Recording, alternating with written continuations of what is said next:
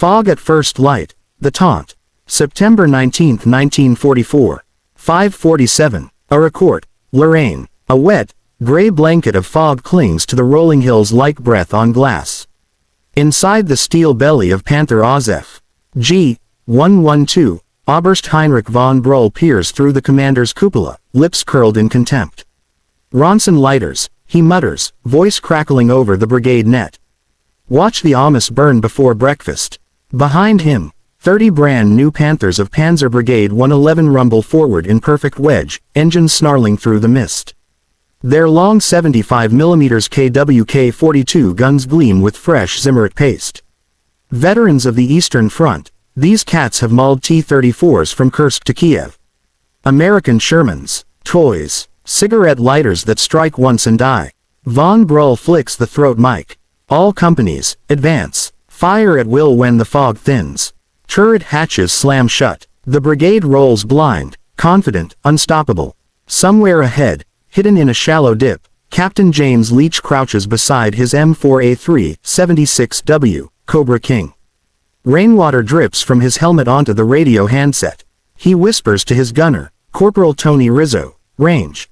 Ghost shapes, sir. 800 yards and closing.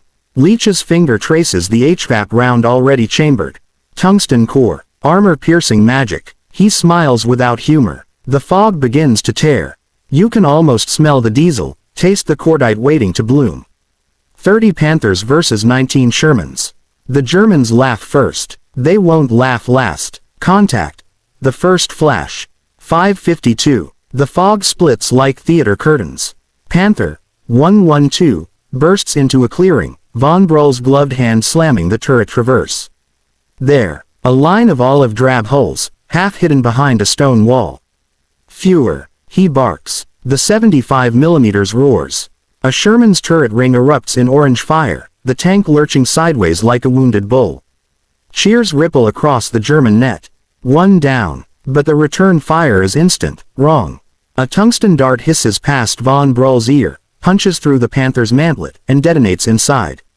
The loader screams, legs gone. Hydraulic fluid sprays like black rain. Von Brohl jerks back. What the hell was that? His gunner, Unteroffizier Klaus Dieter, swings the scope. Shermans, 76mm.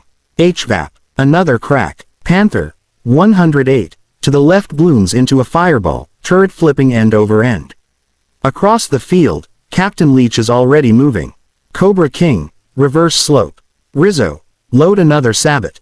The Sherman backs down the rise, hull down, only turret showing. Leach's platoon fans out in pairs, using folds in the earth like foxholes on tracks.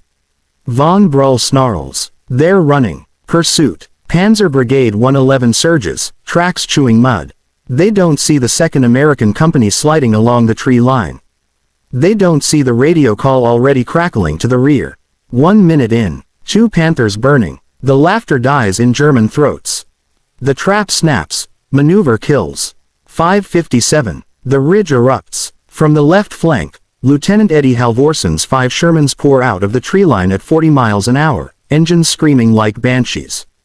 They're not shooting yet. They're closing. Von Brohl's driver jams reverse, but the Panthers' wide tracks skid in the slick grass. Traverse left. Target the flankers. Too late. Halvorsen's lead tank, Hellcat, skids broadside at 300 yards and fires. HVAP punches clean through the Panther's side skirt, ricochets off the turret ring, and turns the commander's station into a butcher shop. Von Brohl ducks as shrapnel pings the cupola. Where are our reserves? Static. Then a panicked voice. Brigade 113, ambushed 2 kilometers east, Shermans everywhere. Captain Leach's voice cuts calm across the American net, bounding. Overwatch. Alpha fires, Bravo moves. Keep them looking left. It's textbook, brutal, beautiful. The Shermans never stop. They dart, fire, vanish behind smoke pots and terrain.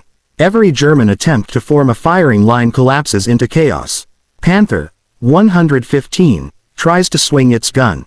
A 76mm round takes it in the engine deck. Fuel ignites. The crew bails out into machine gun fire from a half-track that wasn't there 5 minutes ago. 6 minutes. 8 Panthers down. Von Brohl's hands shake on the binoculars. These aren't the Shermans from North Africa. These are wolves. The killing field. 30 minutes of hell.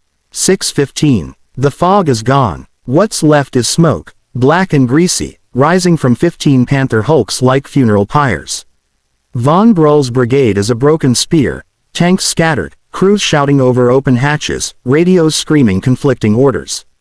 Captain Leach stands in Cobra King's cupola, rain streaking the soot on his face. Rizzo, pick the one with the antenna. That's the boss. The gunner's crosshairs settle on 112. Up. Fire. The HVAP round leaves the muzzle at 3,400 feet per second. It kisses the Panther's frontal plate just below the mantlet, where the armor thins to 80 millimeters.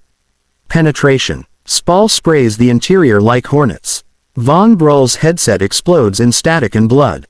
He staggers out the hatch, uniform on fire, collapses into the mud. Around him, the last intact Panthers try to form a hedgehog. Too late. Sergeant Maria Lopez. Yes, a woman, one of the Red Ball Express drivers pressed into a loader's seat, rams another Sabbath home. Her Sherman, lucky lady, flanks a pair of Panthers dueling nose to nose. One shot to the rear grille. Both German tanks cook off in sympathetic detonation. 6:27. The firing stops. Silence, except for the pop of ammunition and the hiss of steam. 30 German Panthers lie dead. 19 Shermans roll through the wreckage, turrets traversing, hunting survivors. Leach keys the mic. All units, police the field. Prisoners to the rear. A German crewman raises trembling hands beside his burning tank. He stares at the Sherman rolling past, dented, muddy, alive. The Ronson lighter never even caught fire. Von Brohl, bandaged by a medic, watches American GIs strip antennas and logbooks from his brigade's corpses. He whispers to no one. God I am Himmel, what have they built? The Reckoning, from cockpit to captivity. 6:45. The battlefield is a sculpture of ruin. Charred Panthers sit frozen in their final poses, turrets blown skyward, tracks curled like dead spiders. American half-tracks weave between them, loudspeakers crackling in broken German. Kameraden, kommen Sie heraus, es ist vorbei. Oberst Heinrich von Brohl leans against a shattered road wheel, one arm in a sling made from his own tunic. A GI medic jabs morphine into his thigh. The pain dulls, but the sting in his pride burns hotter.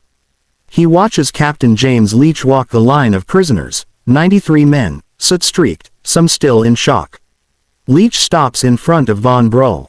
No salute, just a question, quiet, almost curious. You called them Ronson lighters.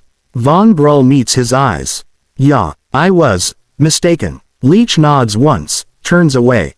No gloating, just the weight of what happened. Behind them, a Sherman crew pries open a Panther's hatch. Inside, a half-eaten black forest cake, a photo of a smiling Frau pinned to the bulkhead, a child's drawing of a tiger. The Americans fall silent. War shrinks to the size of a lunchbox. 7:10. The first P-47 Thunderbolts roar overhead, late to the party, waggling wings at the smoke signal below. Leach raises a flare gun, fires green. All clear. The pilots circle once, then bank east, toward whatever's left of the Siegfried line. Von Brohl is loaded into a deuce and a half with his survivors. As the truck lurches past the killing field, he counts the wrecks. 30. In 51 minutes, he closes his eyes. The laughter from 547 feels like another lifetime. You can almost hear the fog rolling back in, swallowing the evidence. But the lesson stays burned into the earth. Underestimate the Sherman at your peril. The lighter just lit the fuse on Panzer Brigade 111's grave.